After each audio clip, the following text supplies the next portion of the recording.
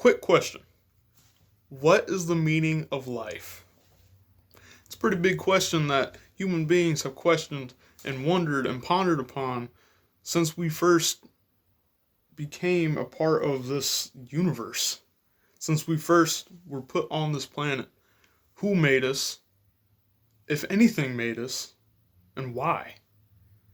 If you ask for example, a Hindu this question, they'll most likely tell you that the meaning of life is to achieve dharma or the release from the cycle of life and death. You ask a Christian, they'll tell you that the meaning of life is to spread the gospel of Jesus Christ. If you ask a Muslim, they'll tell you it's to serve Allah and to be with your fellow man.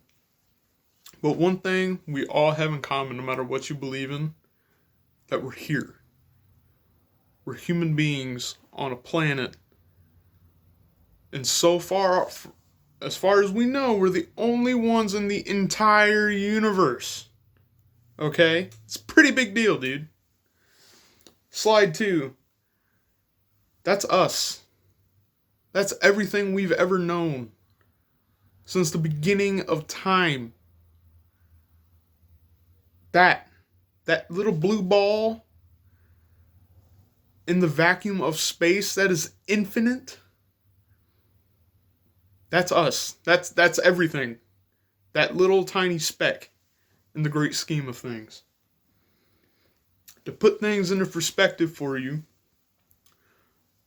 our situation as human beings, and I'm quoting Joe Rogan on this, but I'm also paraphrasing because I can't use his actual language. We are on this giant rock in the middle of outer space, spinning at 1,000 miles an hour, revolving around the sun, which is literally a giant burning ball of fire that is 1,300,000 times larger than the Earth. It's trying to give you cancer. You get sad when it goes away, and you need it for vitamin D. And we're spinning in infinity, brother. Infinity, my guy. Well, what's infinity? Well, infinity's so big that you can't measure it. No, it's even crazier than that. Infinity means that it goes on forever. That means that every single thing that has happened in the world up until that pause has happened an infinite number of times throughout the universe. That's infinity. Slide 4. To try and put things into even more perspective for you as to our current situation as human beings, I have a video on slide 5 that I would like you to watch up until the 2:30 mark. Slide 6. So now that you kind of get the idea of all that we're confronted with, and by confronted with I mean how our situation is here on Earth for us, again, in this giant, infinite vacuum of space. Why are we so comfortable with it? Why do we take it for granted that we exist at all? Why do we let little things bother us that are literally meaningless at the end of the day? What other people think about us? Or racism, that's another one. It's another really big one. We care about the way someone looks or someone's skin or how much money they have. And at the end of the day, none of it matters. We all are in the same predicament. We live, we die, and we're here for a little while. That's life. That's literally it. If you're lucky, you get 100 years.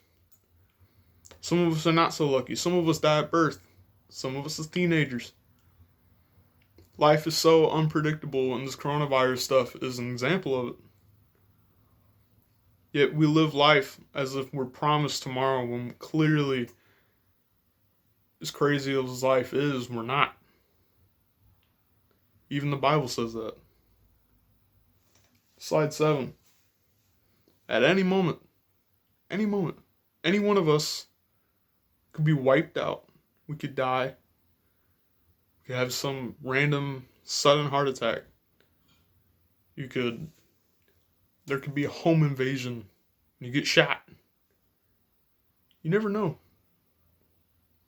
But while we're here, we have an opportunity. And that opportunity is to advance, to make life better for the future generations. Not just for my generation, but for my kids and their kids and their kids. Instead of causing all these problems that we already have, why can't we work together to move forward?